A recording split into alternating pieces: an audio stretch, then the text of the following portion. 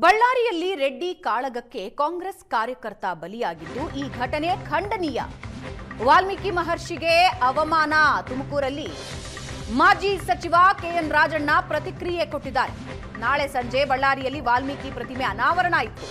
ರೆಡ್ಡಿ ರಾಮುಲು ಮನೆಯ ಗೋಡೆ ಬಳಿ ಫ್ಲೆಕ್ಸ್ ಕಟ್ಟುವ ಯತ್ನ ಮಾಡಿದ್ರು. ಪುತ್ಥಳಿ ಅನಾವರಣಕ್ಕೆ ನಾನು ಸತೀಶ್ ಜಾರಕಿಹೊಳಿ ಹೋಗ್ತೀವಿ ಎಂದಿದ್ದಾರೆ. ಬಳ್ಳಾರಿ ಇಶ್ಯೂ ನಾಳೆ ಸಾಯಂಕಾಲ ಒಂದು ಬೃಹತ್ ವಾಲ್ಮೀಕಿ ಪ್ರತಿಮೆ ಅನಾವರಣ ಇತ್ತು ಕಾರ್ಯಕ್ರಮ.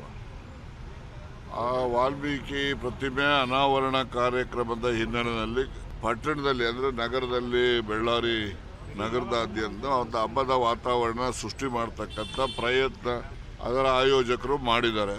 ಆ ಹಿನ್ನೆಲೆಯಲ್ಲಿ ಒಂದು ಫ್ಲೆಕ್ಸನ್ನು ಜನಾರ್ದನ್ ರೆಡ್ಡಿ ಮತ್ತು ರಾಮುಲು ಮನೆ ಎರಡು ಪಕ್ಕಪಕ್ಕನೆ ಮನೆಗಳು, ಎರಡು ಜಂಟಿ ಗೋಡೆನೆ, ಅಲ್ಲಿ ಒಂದು ಕಟ್ತಕ್ಕಂಥದ್ದಕ್ಕೆ ಪ್ರಯತ್ನ ಮಾಡಿದರೆ ಆ ಸಂಬಂಧ ಒಬ್ರಿಗೊಬ್ರಿಗೆ ವಾಗ್ವಾದ ಆಗಿ ಈ ರೀತಿಯ ಅಹಿತಕರವಾದಂತಹ ಘಟನೆ ನಡೆದು ಒಬ್ಬನ ಸಾವಿಗೆ ಕಾರಣ ಆಗಿದೆ. ಇದು ನಿಜಕ್ಕೂ ಕೂಡ ಖಂಡನೀಯವಾದಂಥದ್ದು.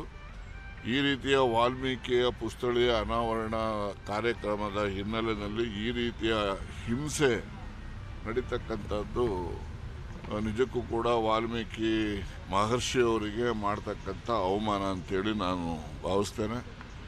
ಜೊತೆಯಲ್ಲಿ ಇದರಲ್ಲಿ ಯಾರು ಕಲ್ಪ್ರಿಟ್ಸ್ ಇದ್ದಾರೆ ಅವರನ್ನು ಕೂಡಲೇ ಬಂಧಿಸಲೇಬೇಕು ಮತ್ತು ಜನರಲ್ಲಿ ಪ್ರೀತಿ ವಿಶ್ವಾಸ ಮೂಡುವ ಒಂದು ವಾತಾವರಣ ಸೃಷ್ಟಿ ಆಗಬೇಕು ಅಂತಕ್ಕಂಥದ್ದನ್ನು ನಾನು ಈ ಸಂದರ್ಭದಲ್ಲಿ ಹೇಳಲಿಕ್ಕೆ ನಾನು ನಾಳೆ ಹೋಗ್ತೀನಿ ಬಳ್ಳಾರಿ.